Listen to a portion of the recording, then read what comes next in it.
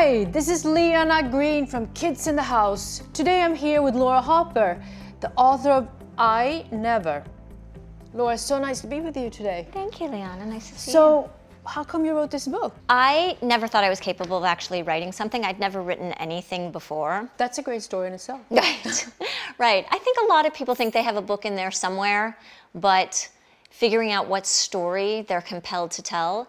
And I have always worked with writers in different capacities throughout my career. And I was sitting at Little League Baseball one night, listening to moms wax on and on about the thrills they were getting by reading 50 Shades of Grey. And I couldn't read it. I tried, but I couldn't get through it. I think I got to page 100 before I gave up. But it was a realization that women were really hungry for the juicy details, for reading something delicious in that way. And it reminded me of when I was in 8th grade and my friends and I all had Judy Blume's Forever dog-eared. And I realized there was nothing in the YA marketplace, the young adult literature marketplace, that was kind of detailed in that way. And I thought, wouldn't it be great if there was a book that satisfied that thirst, but instead of being a relationship that we would never want for our kids, actually painted a portrait of a really healthy first time. So the idea was that kids would want to read it and have fun reading it and perhaps to have a highlighter, but that parents would feel good about their kids reading it and thinking that this is hopefully what their future relationships can and should look like. And it is a challenge as a parent today because our kids are growing up seeing so many things that we never grew up seeing. So as a mother, I know you're also a mother, how have you dealt with your daughter? Well, so I have 2 kids in high school, a son and a daughter, an older daughter and a younger son. And we talk about the impact that unhealthy images can have on you and that it's really hard to unsee something. Yeah. And the truth is, your curiosity sometimes wants to see it, but you're not really ready. So we just talk about being smart and making good choices, but the truth is, kids are curious. So there's a really open dialogue in my house about not only sex and their own sexuality, but what is available and the danger behind it and how it can really mess with your brain.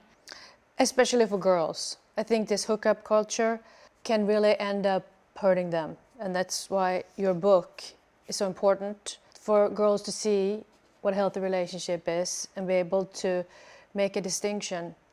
That's right. I think it's interesting. This hookup culture is new. I mean, we didn't have that growing up. But I don't think human beings have changed. There may be this new way that they operate, but I don't think the human heart is any different. And I think most people wake up the next morning and they feel if they like someone, they want to be liked back and they want it to matter and they want it to matter to the other person. And I don't think people have changed. And I think, sadly, teenage girls are adapting to the trend of this hookup culture, but I bet it hurts. I think it's a hard thing because I think girls, when they're with somebody, they get oxytocin and they bond, whereas a boy necessarily a more tendency to bond before when they're building the relationship. Mm-hmm. And that's a hard thing to explain to teenagers, I think. Right. I think that it may be trial and error. I think enough times you're going to feel bad, you're going to stop doing it. But we would like to help our kids before they make mistakes.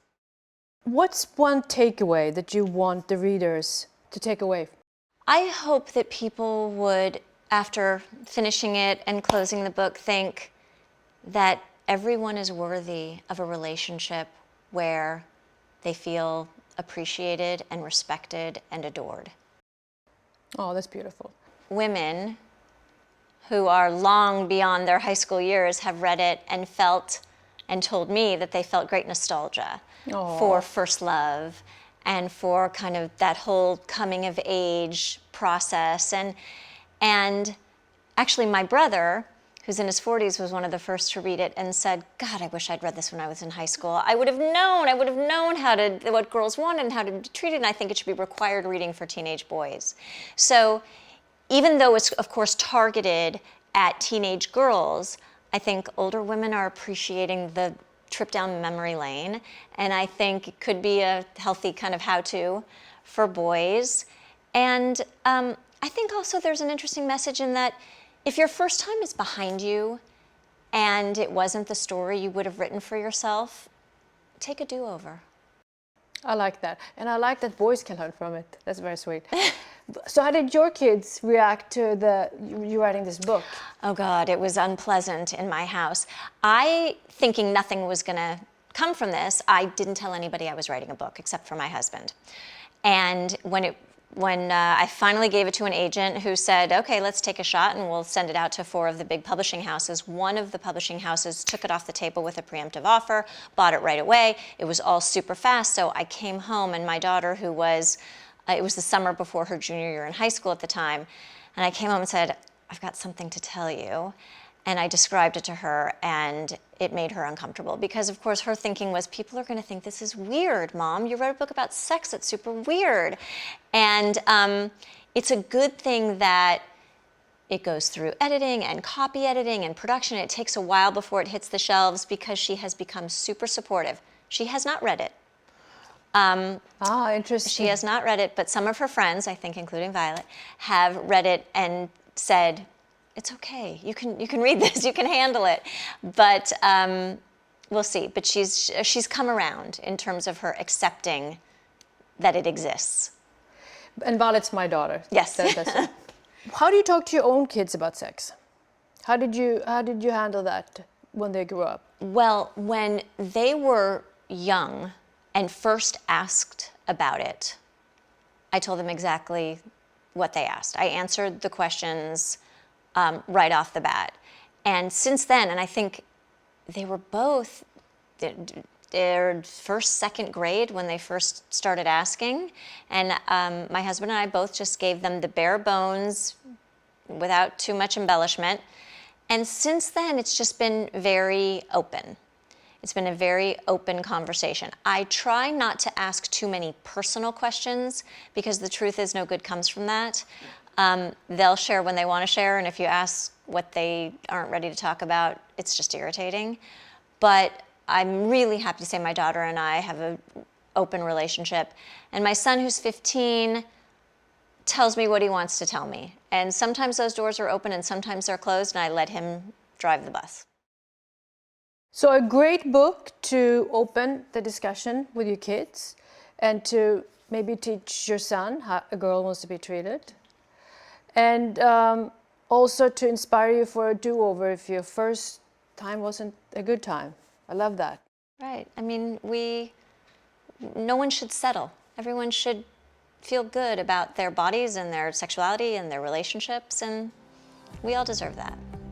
Thank you for coming in and visiting with us. And again, Laura Hopper, I Never, a great book for teen girls and for teen boys. That's right. And moms. And moms.